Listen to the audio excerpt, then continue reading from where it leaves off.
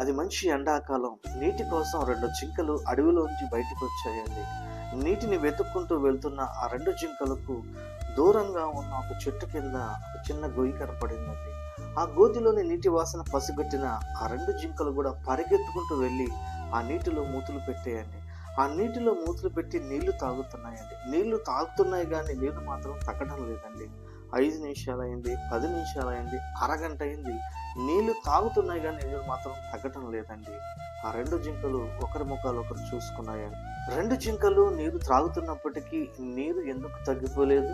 దానికి కారణం ఏంటంటే ఆ 2 జింకలు నీళ్ళలో మూతులైతే పెట్టే గాని నీరు మాత్రం త్రాగడం లేదండి. ఆడ జింక అనుకుంది, ఉన్నవి కొంచెం నీరు, ఇవి నేను త్రాగినట్లయితే నా భర్తకు సరిపోవు, కాబట్టి నా భర్త తాగితే చాలు అని చెప్పేసి ఆ ఆడ జింక అనుకొని భర్త కోసం తాగలేదండి. అదేవిధంగా మగ జింక కూడా నా భార్య తాగితే చాలు, తాను కడుపు నిండే తాగితే చాలు అనుకొని ఆ మగ జింక కూడా ఆడ జింక గురించి ఆలోచించి త్రాగకుండా ఉంది.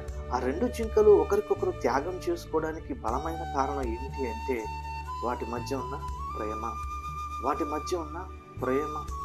మత్తయి సువార్త 28వ వచనాన్ని మనం గమనించినట్లయితే యేసు ప్రభు శిష్యులలో ఒకరు అయినటువంటి మత్తయి అంటున్నాడు, యేసు ప్రభువుల వారు ఈ లోకానికి ఎందుకు వచ్చారంటే అనేకులకు ప్రతిగా విమోచన క్రయధనముగా తన ప్రాణము ఇచ్చుటకు వచ్చును. తన ప్రాణము ఇచ్చుటకు వచ్చును. పాపములో, శాపములో, సాతాను చేతిలో చిక్కబడి నెమ్మది లేని, సమాధానం లేని, క్షేమం లేని స్థితిలో కొట్టుమిట్టాడుతున్న మనిషిని విడిపించుటకు, భయంకరమైన నిత్య నరకం నుంచి తప్పించుటకు ప్రభు యేసు శిలువలో అమూల్యమైన, పరిశుద్ధమైన, శక్తి కలిగిన రక్తమును కాచి ప్రాణమును పెట్టి సమాధి చేయబడి 3వ దినాన సజీవునిగా మరణాన్ని గెలిచి తిరిగి లేచి మనల్ని విడిపించాడండి. మనిషిని విమోచించాడండి. దేవునికి మహిమ కలుగునుగా. ప్రభు ఎందుకు ప్రాణం పెట్టాడండి?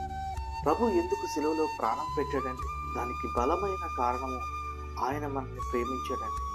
ఆయన మనల్ని అందరినీ ప్రేమించాడండి. ఆయన నిన్ను నన్ను ప్రేమించాడండి. ఆయన నిన్ను నన్ను ప్రేమిస్తున్నాడండి. ఆయన నిన్ను నన్ను ప్రేమిస్తూనే ఉంటాడండి.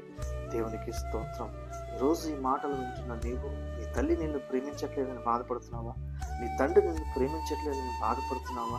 నీ పిల్లలు నిన్ను ప్రేమించట్లేదని బాధపడుతున్నావా?